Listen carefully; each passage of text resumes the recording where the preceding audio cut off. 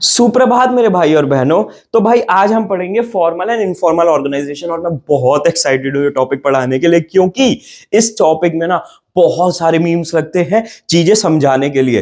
तो हम बहुत भयंकर फन भी करेंगे और टॉपिक बिल्कुल तुम्हारे दिमाग में छप भी जाएगा, राइट। और अपना नारा याद है ना, एनसीईआरटी के खास, बाकी सब बकवास। बोर्ड्स हो चाहे सीयूटी, एनसीईआरटी की लैंग्वेज आती है क्वेश्चंस में और एनसीईआरटी की ही लैंग्वेज आंसर में लिखनी है। मैं सारे इंपॉर्टेंट वर्ड्स लाइंस अंडरलाइन करवाता चलूंगा, तो मेरे साथ बने रहो। डेप्थ में कूदेंगे, चीजें थोड़ी सी शायद तुम्हें लंबी लगे लेक्चर में, बट एक बार देख लो तो जिंदगी में भी नहीं भूलोगे। अब सुनो मेरी बात, तुम्हें मेरा पढ़ाने का तरीका पता है। फॉर्मल और इनफॉर्मल ऑर्गेनाइजेशन एक बारी के लिए भूल जाओ, मैं थोड़ा तुम्हें कुछ केस स्टडी दिखाता हूं, मीम दिखाता हूं, उसके बाद तुम्हें सब कुछ बिल्कुल साइंस समझ में आता जाएगा। ठीक है, देखो यार, हमने पुराने लेक्चर में देखा था फंक्शनल स्ट्रक्चर। नहीं भी देखा तुमने लेक्चर तो छोड़ दो, ठीक है। यहां पे क्या होता है, मानो हमारी एक दुकान है बहुत बड़ी, मानो तुमने और मैंने पार्टनरशिप में एक फर्म को लिया है। तुम 50% के ओनर, मैं भी 50% का, चलो दोनों भाई भाई आधा आधा करेंगे, है ना। यहां पे हम क्या है, हम दोनों मानो सीईओ और एमडी हैं, ठीक।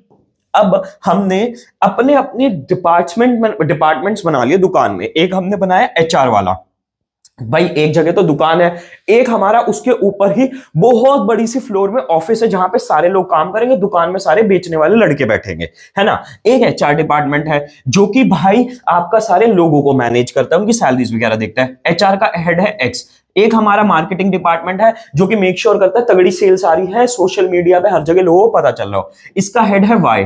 एक है हमारा रिसर्च, यानी नए नए डिजाइन बनाने वाला, इसका हेड है जेड। एक हमारा परचेजिंग है, यानी जो प्रोडक्शन सारा देखता है फैक्ट्री से सही से माल आ रहा नहीं आ रहा, और इसका कौन हो गया, ए मान लो, हेड, ठीक। हर डिपार्टमेंट में मानो 10 बंदे हैं, है ना। वैसे एचआर में 10 तो नहीं चाहिए होते यार, मैं नहीं, ये ऐसे नहीं करेंगे, एचआर में 2 रखेंगे भैया, बेफालतू में कॉस्ट क्यों बनानी, ठीक। तो क्या है, अब यहां पे फॉर्मल स्ट्रक्चर ही तो हमने बना दिया।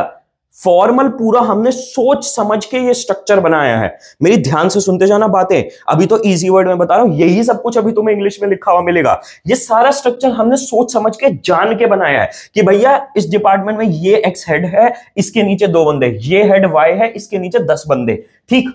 आपको यह भी समझना है कि ये जो 2 लोग हैं ये इसी को ही रिपोर्ट करेंगे, ये जो 10 लोग हैं मार्केटिंग वाले ये वाई को ही रिपोर्ट करेंगे। मतलब अगर इनकी परफॉर्मेंस अच्छी है बुरी है, ये 10 लोग वाई पे ही जाएंगे और किसी को जाके एक्स का, जेड का, ए का, इनमें से किसी का हक नहीं है दूसरे डिपार्टमेंट के हेड का कि वो इन 10 बंदों से जाके बात करे, उन्हें डांटे कि भैया परफॉर्मेंस क्यों नहीं आ रही है, और ना ये 10 लोग उनसे बात करेंगे, ठीक। तो ये क्या है, ये फॉर्मल ऑर्गेनाइजेशन ही तो है। हमने सोच समझ के एक स्ट्रक्चर बनाया, हर किसी को पता है किसको किससे बात करनी है, किसको किसको रिपोर्ट करना है, जाके किसको कौन जाके डांट सकता है, ये सब कुछ लिखा हुआ है इस फॉर्मल ऑर्गेनाइजेशन में। इनफॉर्मल क्या होती है, अब जरा आओ फन देखें हम, ठीक है। इनफॉर्मल ऑर्गेनाइजेशन होती है कुछ इस प्रकार की। देखो यहां पे ना मैं म्यूट करके चलूंगा क्योंकि शायद हमारे पास कॉपीराइट स्ट्राइक आ सकती है गाना यूज करने पे। देखो ये जो है, हम यहाँ पे देख रहे हैं कुछ इंसान को, ये इंसान को तुम और मैं भी जानते हैं, ये जाके भाई अपनी हर जगह सहेली बना लेता है, चाहे कॉमर्स हो, आर्ट्स हो, साइंस हो। ये क्या है, ये भैया इनफॉर्मल हमारा बनाया गया है डिपार्टमेंट, ठीक है। यहां पे समझो, जैसे तुम्हारी क्लास में एक लड़का होता है जो हर क्लास में जाके सहेली बनाता है, वैसे ही ऑफिस में भी लड़का होता है। ऐसे ही तुम भी हो यार, तुम्हारे भी चलो तुम सहेली नहीं बना रहे पर तुम्हारे भी तो दोस्त है, ठीक है। तुम्हारे सीनियर्स भी होंगे, जूनियर्स भी होंगे, तुम्हारे आसपास दूसरे क्लासेस में भी होंगे, तुम्हारे क्या पता टीचर्स भी कुछ अच्छे दोस्त हो जिनसे तुम हाल चाल पूछते हो, घर परिवार की भी बात कर लेते हो, है ना। तो ये क्या है, ये एक इनफॉर्मल स्ट्रक्चर है जो खुद से ही लोगों ने आपस में वाइब मैच करके बना लिया। वाइब मैच करते हैं ना, वाइब चेक करते हैं, वाइब जिससे चेक हो गई उसके साथ हमने भैया दोस्ती कर ली। उसमें हम डिपार्टमेंट नहीं देखेंगे, उसमें हम उसकी सीनियरिटी जूनियरिटी कुछ नहीं देखेंगे, हम बस देखेंगे वाइब चेक, ठीक है। तो ये वाइब चेक होता है इनफॉर्मल स्ट्रक्चर। अब देखो जो मैंने बातें बोली है, जो मैंने समझाया, उसको दिमाग में रखते हुए ना आ जाओ अब हम पढ़ते फॉर्मल वे में, ठीक है, फॉर्मल वे में, है ना। तो अब हम पढ़ेंगे बुक की डेफिनेशन और बुक में क्या क्या लिखा है इस चीज को। देखो सबसे पहले तो फॉर्मल ऑर्गेनाइजेशन की बहुत सिंपल सी डेफिनेशन लिखी हुई है। It specifies boundaries of authority and responsibility and there is systematic coordination among various activities to achieve organisation goal. सबसे पहले तो तुम एक बात समझ लो, इस दुनिया में अभी तक तुम मेरे से पढ़ रहे हो, तुमने एक बात नोटिस कर ली होगी, मैनेजमेंट में हम कुछ भी करते हैं वो अचीव करने के लिए करते हैं ऑर्गेनाइजेशन के गोल्स। ये तुमने लाइन 1000 जगह पढ़ ली होगी अभी इस चैप्टर तक। तो ये मानो कि लाइन तुम हर जगह चिपका सकते हो कि भैया ये चीज अचीव करने के लिए करी जाती है ऑर्गेनाइजेशन गोल के। कहीं कुछ नहीं सूझना ना एग्जाम में, ये लाइन लिखाना, ठीक है। अब समझो बात को, यहां पे क्या कहा गया है, ये क्लियरली बाउंड्रीज कर देता है अथॉरिटी एंड रिस्पॉन्सिबिलिटी की, है ना। हर किसी को क्लियरली पता होता है कि भैया मेरी कितनी अथॉरिटी है, मैं कितने लोगों पे जाके चला सकता हूं, मेरे अंडर 10 लोग हैं, मेरे अंडर 2 लोग हैं, मेरे अंडर कोई भी नहीं है। और उसको रिस्पॉन्सिबिलिटी भी अपनी पता होती है कि भाई मैं इस काम के लिए रिस्पॉन्सिबल हूं, मेरा सीनियर मेरे से ये काम एक्सपेक्ट कर रहा है, ठीक है। तो ये क्लियरली अथॉरिटी और रिस्पॉन्सिबिलिटी की बाउंड्री बता देता है एंड सिस्टमैटिक कोऑर्डिनेशन हो जाता है अलग अलग एक्टिविटीज में, है ना। अब मैं तुम्हें एक बहुत तगड़ी बात बताता हूं ऑर्गेनाइजेशंस की, जो तुम्हें थोड़ा आइडिया कम होगा। भाई अगर आप लोगों का ऑर्गेनाइजेशन में पता है ईमेल करने का इतना कीड़ा होता है। मेरे एक दोस्त थे, स्पाइस के फोन्स आते थे कुछ साल पहले, तुम लोगों ने शायद ना देखे हो। भाई उस कंपनी में क्या होता था, इतना ईमेल का कीड़ा होता था कि अगर आपके भाई डेस्क पे पेंसिल भी नहीं है ना, तो आप प्रोक्योरमेंट डिपार्टमेंट को मेल करोगे, मेरे को भैया पेंसिल ला के दे दो, ठीक है। तभी शायद वो कंपनी बंद हो गई। पर हाँ, कई कंपनीज में होता है ये कीड़ा, होता है इस तरीके का काम करने का तरीका। तो आपका क्या होता है, अगर 2 डिपार्टमेंट में बात करनी है, अगर मार्केटिंग वालों को कहना है प्रोडक्शन वालों से कि भैया आप जरा प्रोड्यूस ज्यादा करो, हमारे पास सेल्स अब ज्यादा आने वाली है दिवाली सीजन में, ठीक। तो ऐसा नहीं है मार्केटिंग का कोई भी इंप्लॉय जाके प्रोडक्शन के हेड से जाके बात करने लगा, नहीं।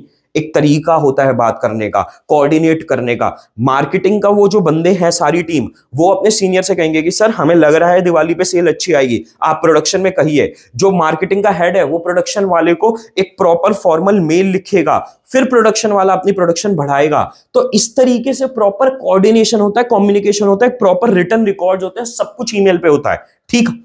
इस तरीके से बड़ी ऑर्गेनाइजेशंस काम करती है, कोऑर्डिनेट करती हैं। क्योंकि भाई इस बात को समझना, अभी तुम रिलेट नहीं कर पाओगे क्योंकि हमने छोटे छोटे धंधे देखे, हमने बड़ा धंधा नहीं देखा लाइफ में, ठीक। जब बड़ा धंधा हो जाता है ना भाई, तो ऐसे नहीं चीजें काम कर सकती कि आप सारी बातें व्हाट्सएप पे या कॉल पे या इधर उधर करो, सारी बातें ईमेल पे होते ताकि प्रॉपर रिकॉर्ड्स बन जाए। क्योंकि लोग चीजें भूल जाते हैं, तुम एक हफ्ते पहले करी भी अपनी बात भूल जाओगे, क्योंकि एक ऑर्गेनाइजेशन में जब हम काम करते हैं ना, इतनी सारी बातें होती हैं। अब सुनो, हम पढ़ेंगे फीचर्स क्या है। मैंने जो समझाया ना अभी तक, जो मैंने ऊपर ऊपर से तुम्हें बताया था, वही सब तुम यहां पढ़ते जाओगे, बहुत सिंपली समझते जाओगे।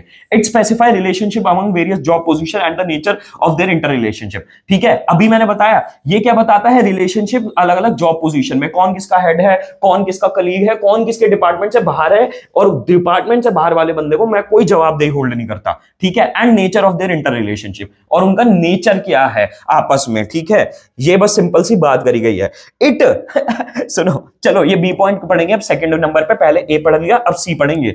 Efforts of various department are coordinated, interlinked and integrated.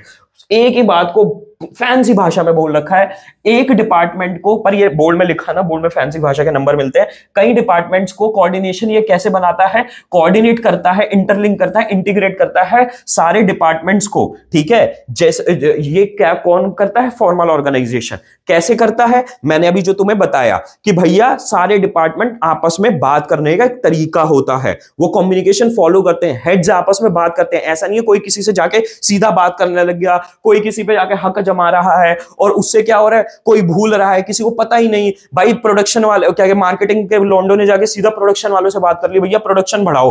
Marketing और प्रोडक्शन हेड को पता ही नहीं है कि ये सब हो रहा है, उन्हें कुछ आइडिया ही नहीं है। सीईओ कह रहा है भाई तुम क्या कर रहे हो, तुम्हें हायर क्यों किया, तुम्हारी नाक नीचे कुछ भी हो रहा है तुम्हें पता नहीं। ये सारी हरकतें रुकती हैं फॉर्मल ऑर्गेनाइजेशन से। प्रॉपर रूल्स लिखे जाते हैं बात करने के, कौन किससे कम्युनिकेट करेगा, कैसे करेगा। अब देखो क्या है यहां पे, अब ये जो बी पॉइंट है ना, ये ए और सी का सम ही है। It is a means to achieve objective specified in the plans. ये जो हमने प्लानिंग प्रोसेस में ऑब्जेक्टिव बनाए थे, उनको अचीव करवाता है। It lays down rules and procedure essential for their achievement. कैसे ये रूल्स लिखता है, कैसे आपके रूल्स और प्रोसीजर लिखता है कि कैसे अचीव होंगे। और वो रूल्स और प्रोसीजर क्या होते हैं, जैसे हमने पढ़ा, प्रॉपर ये इंटर रिलेशनशिप बनाता है लोगों के बीच में अलग अलग जॉब में, और ये डिपार्टमेंट्स के बीच में भी इंटर रिलेशनशिप बनाता है, ठीक है। ए पॉइंट में हमने लोगों के बीच में बात करी, सी पॉइंट में हमने डिपार्टमेंट डिपार्टमेंट्स के बीच में बात करी। अब it is a deliberately designed bye top management. Deliberately का क्या मतलब होता है, क्या कहता हूं हमेशा, कमेंट्स में जाके बोलो। अगर तुम मेरे एक्चुअल पढ़ते हो मेरे से, बिजनेस स्टडीज से पहले इंग्लिश सीख के आओ। डिलिबरेट का क्या मतलब होता है, पहले भी बताया था, जानबूझ के, ठीक है। ऐसा नहीं है वो अपने आप ही बन गया, ये डिलिबरेटली बनाया जाता है टॉप मैनेजमेंट के द्वारा ताकि स्मूथ फंक्शनिंग हो पाए, अपने आप नहीं बन के आता, ठीक है। It places more emphasis on work to be perform that interpersonal relationship among employees. कहने का मतलब क्या है, मानो आज तुम्हारी एक दोस्त से क्लास में झगड़ा हो गया, कैंटीन में झगड़ा हो गया क्योंकि उसने तुम्हारी पैटी तुम खा रहे थे और उसने तोड़ के खा ली, ठीक है, तुम्हारी उससे लड़ाई हो गई। अब तुम दोनों की लड़ाई हो गई, तुम दोनों अपनी अपनी क्लास में जाके बैठे, तुम्हारा है यूनिट टेस्ट और तुम दोनों का role number next to each other है। अब तुम्हें एक साथ बैठना पड़ेगा, तो क्या तुम टीचर को जाके ये बोल सकते हो कि सर मेरी पार्टी के चक्कर में लड़ाई हुई थी, मैं नहीं बैठ रहा, इसके गंदा इंसान है? नहीं। फॉर्मल ऑर्गेनाइजेशन के पॉइंट ही ये होता है कि चाहे तुम किसी से कितनी भी नफरत करते हो पर्सनल लेवल पे, पर अगर तुम्हें साथ में प्रोजेक्ट मिला है, अगर तुम्हें एक डिपार्टमेंट में हो, अगर तुम्हें साथ में काम करना है तो तुम्हें करना पड़ेगा। ये क्या यही बोला है, ये मोर एम्फेसिस डालता है, ये ज्यादा ध्यान देता है उस काम पे जो कि होना है देन लोगों के बीच में बनती है या नहीं बनती है, ठीक है।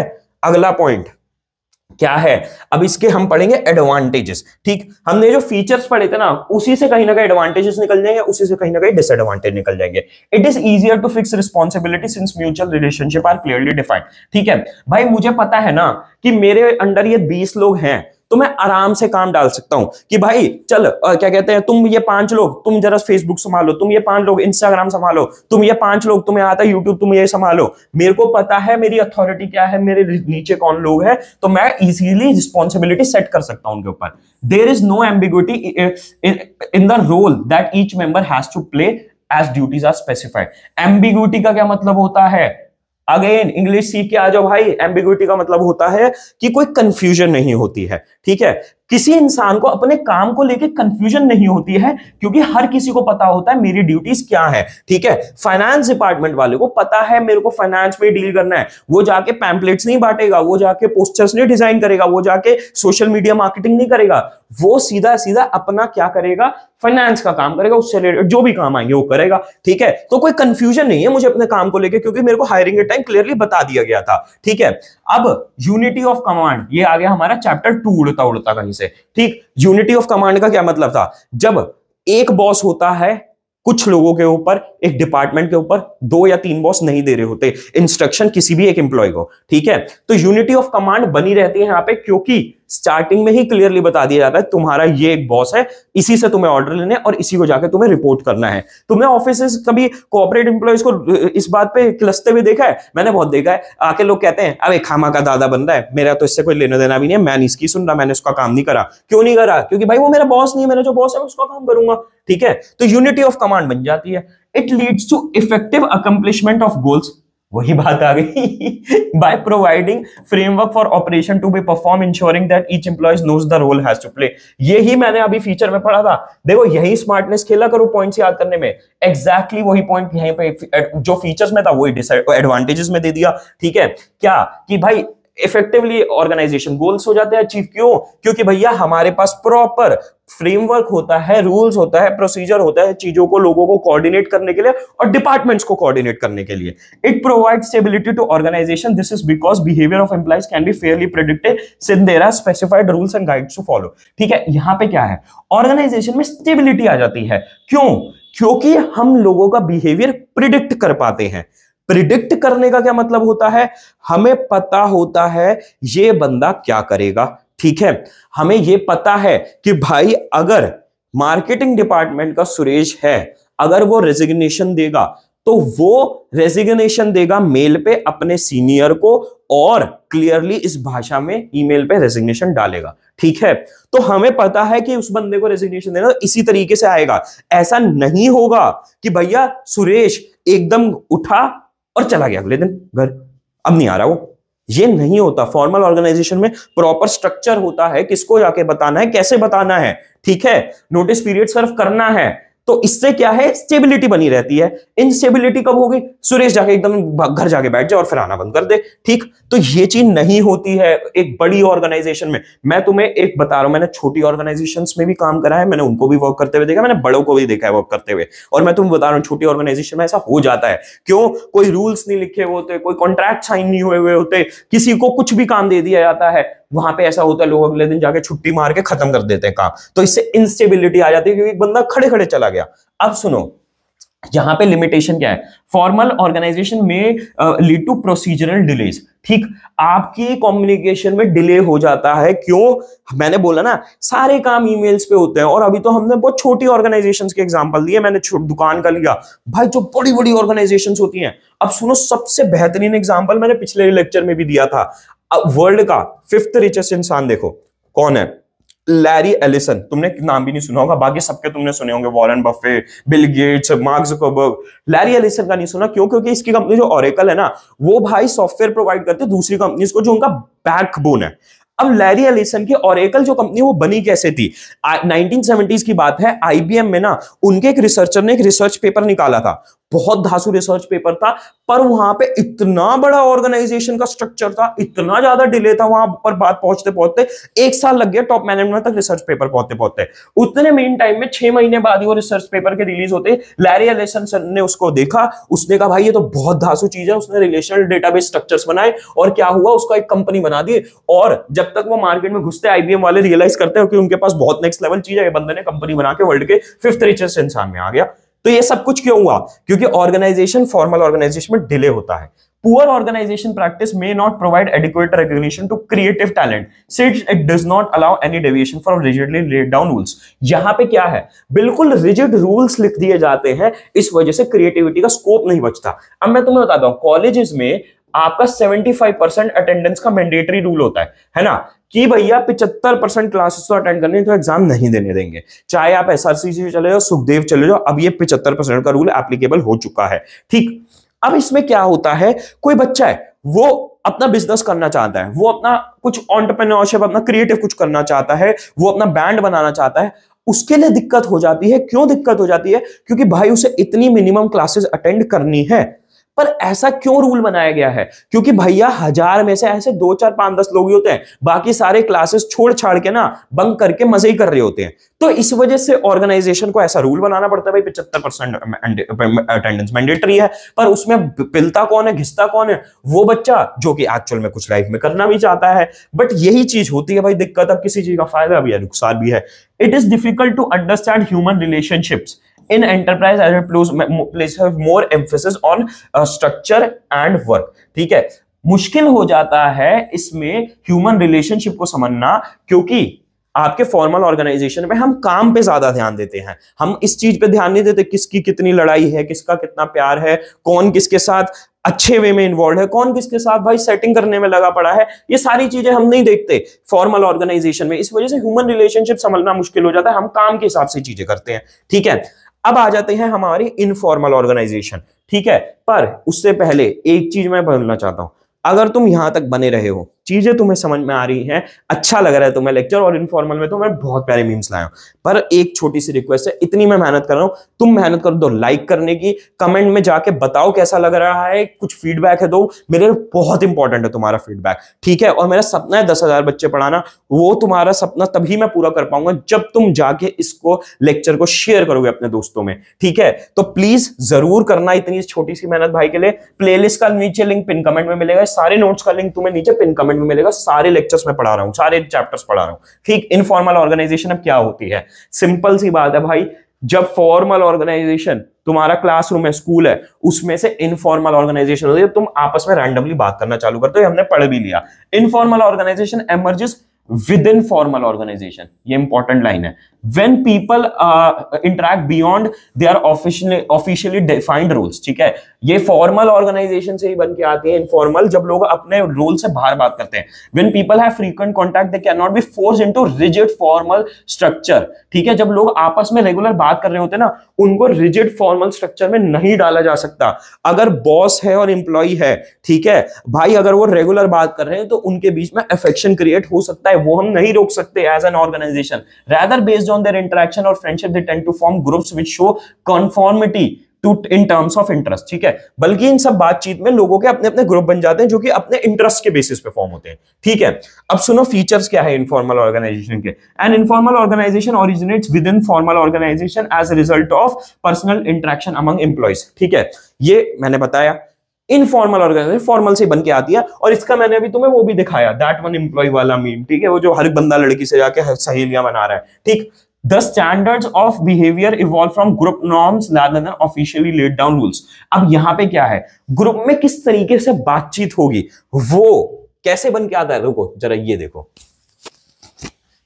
Bro didn't even hesitate.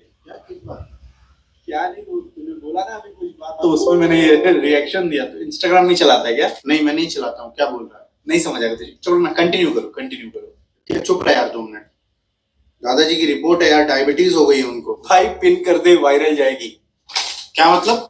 Sorry, मतलब मैं बोलना चाहता था। नहीं, तुम छोड़ो, उधर बात करो। हाँ, कुछ भी बोलता है यार, थोड़ा चलाया करना थोड़ा इंस्टाग्राम यार। ये देख, अच्छा मैंने ये दाढ़ी सेट करवाई, कैसी लग रही है? बहुत बेकार लग रहा है भाई। 8 फ्रॉम पुणे। भाई मुझे थोड़ा बहुत डांस आता है यार, तो सोच रहा था कि डांसिंग क्लासेस ज्वाइन कर लो। क्या बोलता है? Nice hidden talent bro, keep it hidden. अरे तुम लोग तो सब ऐसे बोलोगे ही यार। मैं सोच रहा हूँ मैं करूंगा join. Bro, don't listen to the haters.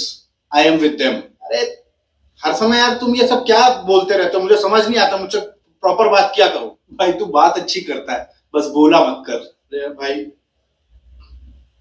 दादाजी की डेथ हो गई यार, ये तो होना ही था यार। जब उनको डायबिटीज हुई थी ना, उनका डाउनफॉल तभी स्टार्ट हो गया था। अब देखो क्या है, ये स्लैंग लैंग्वेज है जो कि इंस्टाग्राम जो बंदा चलाता है और जो कमेंट्स करता है इंस्टाग्राम पे वो ही समझ सकता है, ठीक है।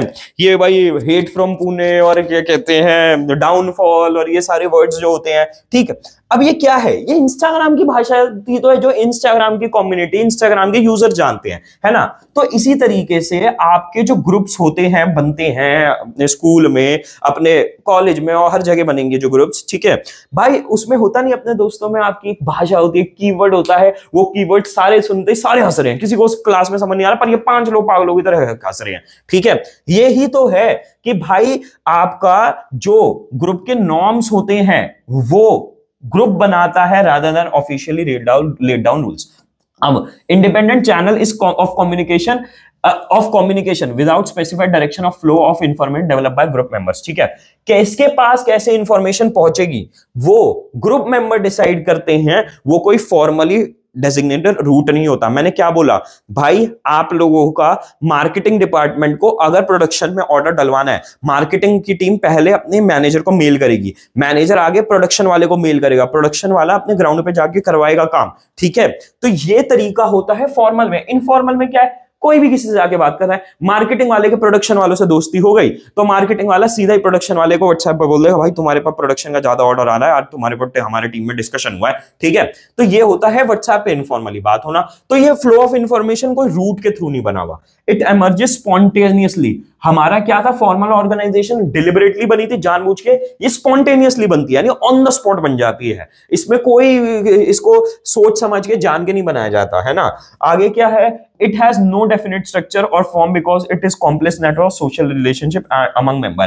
इसमें कोई भी definite structure नहीं होता है, कोई किसी के नीचे नहीं होता, कोई किसी के ऊपर नहीं होता, कोई किसी को रिपोर्ट नहीं कर रहा होता, कोई भी ग्रुप में आ जाता है, कोई भी चला जाता है। ये बहुत कॉम्प्लेक्स स्ट्रक्चर होता है क्योंकि यहाँ पे कोई ऑफिशियली इसको बनाया नहीं जाता, नेटवर्क नहीं किया जाता। अब एडवांटेजेस क्या है इसकी, सबसे पहली चीज आप लोगों का prescribed lines of communication are not follow, thus informal organisation need to faster spread. ये इंपॉर्टेंट वर्ड है, ऑफ इंफॉर्मेशन, ठीक है। यहां पे क्या होता है, इंफॉर्मेशन बहुत क्विकली फैल जाती है ना। आप लोगों को कोई भी मैसेज हुआ, ठीक, आप लोग होता नहीं है क्लास में, एक टीचर क्या करता है, टीचर भैया क्लास कैंसिल करना है, वो जाके डाल देता है ग्रुप पे।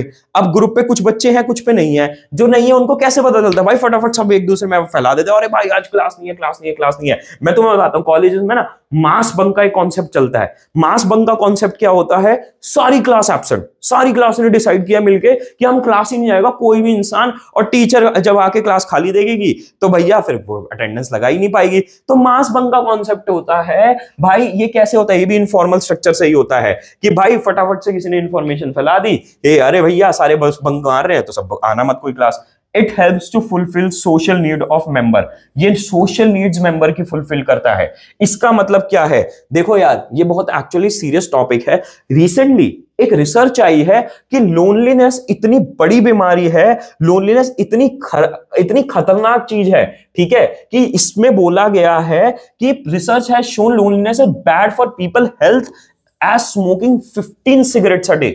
इतनी बुरी होती है लोनलीनेस कि तुम्हारा 15 सिगरेट एक साथ पीने में इतना बैड इफेक्ट होता है। क्यों होता है, क्या होता है? क्योंकि भाई हम सोशल एनिमल्स हैं। जो इंसान अकेला रहा है ना, देखो मैं स्कूल लाइफ में मैं तुम्हें सब बिल्कुल ऑनेस्टली दिल की बात बोल रहा हूं, मैं स्कूल लाइफ में बहुत अकेला रहा हूं, ठीक है। बहुत दोस्त एसआरसीसी में मैं गया था तो मेरे को बहुत प्रॉब्लम होती दोस्त बनाने में, बट उसके बाद जब मैं सुखदेव में गया वहां पे मेरा बहुत सोशल लाइफ चेंज हो गई। And I know the difference कि जब आप अकेला फील करते हो तो आप कैसा फील करते हो, when you have people around you तो आप कैसा फील करते हो। तो ये जो है ना आपका सोशल स्ट्रक्चर्स, ये इनफॉर्मल ऑर्गेनाइजेशन में सोशल जो बनता है, सोशल नीड मेंबर्स की फुलफिल करता है, जो कि बहुत इंपॉर्टेंट है हर इंसान के, and allows them to find like minded people, this enhance their job satisfaction. ठीक है भाई, तुम्हें ट्यूशन जाना क्यों पसंद है? क्योंकि भाई वहां पे तुम्हारे दोस्त हैं, तुम्हें अच्छा लगता है उनके साथ, ये जॉब सेटिस्फैक्शन बढ़ाता है। किसी कंपनी के लिए बहुत फायदेमंद भी होता है क्योंकि लोग जल्दी से कंपनी नहीं छोड़ते अगर उनके अच्छे फ्रेंड सर्कल्स बने हुए हैं, है ना। तो ये इस तरीके से हेल्प करता है। It contributes towards fulfilment of organisation objective to compensating by compensating inadequacy of formal organisation. भाई ये तो हद ऑब्वियस और बेफालतू का पॉइंट बना है, पर तुम्हें क्या, तुम्हें तो फ्री का पॉइंट मिल रहा है, ठीक है। ये ऑर्गेनाइजेशन गोल्स को फुलफिल करने में हेल्प कराता है। कैसे? फॉर्मल ऑर्गेनाइजेशन में जो कमियां होती है वो इनफॉर्मल कंप्लीट कर देता है, ठीक है भैया, बहुत बढ़िया बात है। डिसएडवांटेजेस क्या है? When informal organisation spread rumours, ये र्यूमर्स फैला देता है, ठीक है। सही इंफॉर्मेशन भी तेजी से फैलती है पर गलत इंफॉर्मेशन भी उतनी तेजी से फैल जाती है, और गलत और तेजी से फैलती है, ठीक है। तुम्हारे स्कूल में नहीं होता, तुम बना देते र्यूमर्स, मेरे को, मैं सब जानता हूं तुम लोगों ने ये हरकतें करते हो, हमने भी करी हुई हैं, ठीक है भाई। दो टीचर्स के बीच में अननेसेसरी, भाई उस मैम की उस सर से चल रही है, ये क्या है? ये र्यूमर ही तो है, सच थोड़ी ना है। और फिर वो र्यूमर सारी जगह फैल जाता है, और कहीं ना कहीं वो लोग फिर कहते नहीं, एक झूठ को बार बार बोलो वो सच बन जाता है। कहीं ना कहीं लोग सच्चे भी मानने लगते हैं, कहीं ना कहीं प्रिंसिपल तक बात पहुंची, उसे भी लगने लगता है इनके बीच में है, वो कहीं ना कहीं इन्वेस्टिगेशन चालू कर देता है। सोच रहे हो एक रूमर कितना खतरनाक नुकसान दे सकता है? ये होता है इनफॉर्मल में। The management may not be successful in implementing changes if informal organisation opposes them, ठीक है। मैनेजमेंट के लिए बहुत बड़ी प्रॉब्लम हो जाती है कि वो कुछ चेंज लाने की कोशिश करते हैं और इनफॉर्मल ऑर्गेनाइजेशन की वजह से वो सारे लोग गुट बना लेते हैं और उस चेंज को रिजेक्ट कर देते हैं। कैसे होता है ये, और क्या इसका इंपैक्ट है? कोडक, ठीक है, अगर तुम्हें शायद ना पता हो, तुमने ना सुना हो, कोडक ना अपने फिल्म कैमरास बनाती थी। भाई ये कैमरास कैसे होते थे? 1990s 80s में चलते थे। इनमें क्या होता था, तुम्हारा कैमरा होता, डीएसएलआर तो तुमने देखा हुआ है, तुम फोटो क्लिक करते हो वो सीधा डिजिटली सेव हो जाता है। ऐसा कुछ नहीं थी टेक्नोलॉजी पहले तुम कैमरा में फोटो क्लिक करते थे, ये रील्स ही लगती थी कैमरा में, इसमें 20 30 40 फोटो से स्टोर हो पाती थी। ये रील पे जब तुम फोटो लेते थे वो प्रिंट हो जाती थी, और वो प्रिंटर ऐसा कुछ नहीं है फोटो निकल के आ गई, वो प्रिंट होती थी, लैब में जाती थी ये रील, उस रील से नेगेटिव से पूरी प्रॉपर फोटो निकाली जाती थी। तो बहुत लंबा प्रोसेस होता था, और हफ्तों बाद आपकी 30-40 फोटो जो फोटो क्लिक करी थी वो आपकी प्रिंट होके आती थी एज अ फोटोग्राफ, जो तुमने शायद पेरेंट्स के अपने देखी भी हो, ठीक है। कोडक वर्ल्ड की सबसे बड़ी कैमरा कंपनी थी 1970s और 80s में, ठीक है। आज की टर्म्स में $50 बिलियन की वैल्यूएशन थी, 1 बिलियन में होता 8,000 करोड़, ठीक है, यानी 4 लाख करोड़ की वैल्यू थी इस कंपनी की। ये बैंकरप्सी फाइल कर चुके हैं आई गेस 2010s में। क्यों बैंकरप्सी फाइल करी? क्योंकि ये रील का बिजनेस करते थे, ठीक है, रील वाले कैमरास बनाते थे। अब इनफॉर्मल ऑर्गेनाइजेशन की जैसे ये डूब गई, क्योंकि जब इन्होंने डिजिटल कैमरास की तरफ शिफ्ट करने की कोशिश करी, इनके जो वर्कर्स थे उन्होंने इसको गंदा रेजिस्ट किया, ठीक है। वो उनको था कि यार इसकी वजह से हमारी जॉब्स चली जाएंगी, ये टेक्नोलॉजी नई है, हमें सीखना पड़ेगा, बहुत सारी ट्रेनिंग होगी। तो जब तक वो अपने सारे लोगों को तैयार करते डिजिटल कैमरा के लिए, तब तक दूसरी कंपनीज पूरा मार्केट शेयर ले गई, और ये डिक्लाइन करके ये गए डूब, ठीक है। तो ये तरीके से अगर रेजिस्टेंस हो इनफॉर्मल ऑर्गेनाइजेशन में किसी नए चेंज की तरफ, तो सब कुछ खराब हो जाता है, ठीक है। अब क्या है? It pressurises member to conform to group expectation, this can be harmful to organisation if norm set by the groups are against organisation interest, ठीक है। मानो तुम 5 लोगों का दोस्तों का ग्रुप है, ठीक है, तुम्हारे लोगों ने डिसाइड किया कि बंक करते हैं आज क्लास को। तुम नहीं बंक करना चाहते क्योंकि तुम्हें क्लास अटेंड करनी है, तुम्हें अच्छे नंबर लाने हैं, पर क्या होता है, उन 4 लोगों के प्रेशर में तुम्हें शायद बंक करना पड़ जाए। क्यों? क्योंकि भैया वो ग्रुप ने कहा है, जो मैंने मास बंक का कॉन्सेप्ट बोला था ना, वो कि ग्रुप ने कहा है भैया सब बंक करेंगे, तो तुम्हें करना पड़ेगा, चाहे तुम चाहते भी ना हो और चाहे वो ऑर्गेनाइजेशन के लिए हार्मफुल भी हो। ठीक है, अब यहाँ पे कुछ क्या कहते हैं इनकंक्लूसिव बातें कही गई हैं जो इंपॉर्टेंट है। Informal organisation can not all together be eliminated, इसको हम एलिमिनेट तो नहीं कर सकते, रोक नहीं सकते। Thus it would be in best interest of organisation to organisation if existing group can be recognised and roles that their members play can be identified। ठीक है, हम यहाँ पे इनफैक्ट इसको हमें एक्सेप्ट करना चाहिए कि हाँ भाई ये एग्जिस्ट करते हैं, और हमें ग्रुप के मेंबर्स को रिकॉग्नाइज करना चाहिए कि हाँ यार ये इंसान इस ग्रुप का पार्ट है, ये इस ग्रुप में एक इंपॉर्टेंट प्ले करता है हिस्सा। यहां पे हमें बल्कि उनका यूज करना चाहिए अपने लोगों का support and consequently lead to improve organisation performance. ठीक है, हमें इनफॉर्मल स्ट्रक्चर को, टॉप मैनेजमेंट, हमें लोगों की दोस्ती को, उन लोगों के जो रिलेशन है उनको रिकॉग्नाइज करके उनको सपोर्ट करना चाहिए, ताकि हमारी पॉलिसीज के लिए भी कल को सपोर्ट हो पाए। ठीक है, और ये क्या है, ये बहुत यूजफुल कम्युनिकेशन चैनल बन सकते हैं। ठीक है, अब सुनो, हालांकि मैं तुम्हें बहुत अनएथिकल चीज दिखाने वाला हूं एग्जांपल के तौर पे, पर जरा देखो ये होता है एक्चुअल कंपनीज में। दोस्तों, कॉर्पोरेट का एक और सीक्रेट आपको बता देता हूं, कई बार कई टॉप ऑर्गेनाइजेशंस में अप्रेजल करने का बजट ज्यादा नहीं होता है। तो अप्रेजल मतलब प्रमोशन, जिसको ग्रेप वाइन कहते हैं, कि इस बार इस कंपनी में अप्रेजल नहीं होगा। सारे एम्प्लॉइज को लगने लग जाता है कि अप्रेजल नहीं होगा, डिस्कशन शुरू हो जाते हैं एक दूसरे से, तब वो थोड़ा बहुत अप्रेजल कर देते हैं, तो एम्प्लॉइज को लगता है ना से तो बढ़िया इतना ही है। तो ये स्ट्रेटेजी कई जगह यूज की जाती है। क्या है यहाँ पे बताया गया कि भैया प्रमोशन ना होने की अफवाह फैला देते हैं कि भैया सैलरी नहीं बढ़ेगी इस साल, वो 1-2 बंदों को बोल देते हैं और फिर सारे लोगों में अफवाह फैल जाती है इस साल प्रमोशन नहीं हो, और एंड में जब 5% हो जाता है तो लोग कहते हैं चलो कुछ ना होने से बढ़िया ही है। और कमेंट सेक्शन में इस वीडियो के लोगों ने बहुत सारे कंपनीज का नाम लिया है और बताया कि हाँ ये मेरी कंपनी में हुआ है। ठीक है, अब ये क्या है सब कुछ, ये इनफॉर्मल स्ट्रक्चर का कंपनी ने अपने बेनिफिट की तो उठा लिया उसने। ठीक है, तो इस तरीके से भाई ग्रेप वाइन नेटवर्क, अभी हम पढ़ेंगे इसको आगे इनफॉर्मल स्ट्रक्चर का इस फायदा उठा सकती हैं, है ना। तो भैया क्या है ये सब कुछ, मजा आ गया ना पढ़ के। अब सुनो मेरी बात, यहां तक आए हो लाइक कर देना, कमेंट कर देना। ठीक है, आगे के लेक्चर में और सब कुछ पढ़ेंगे। Best of luck guys and bye.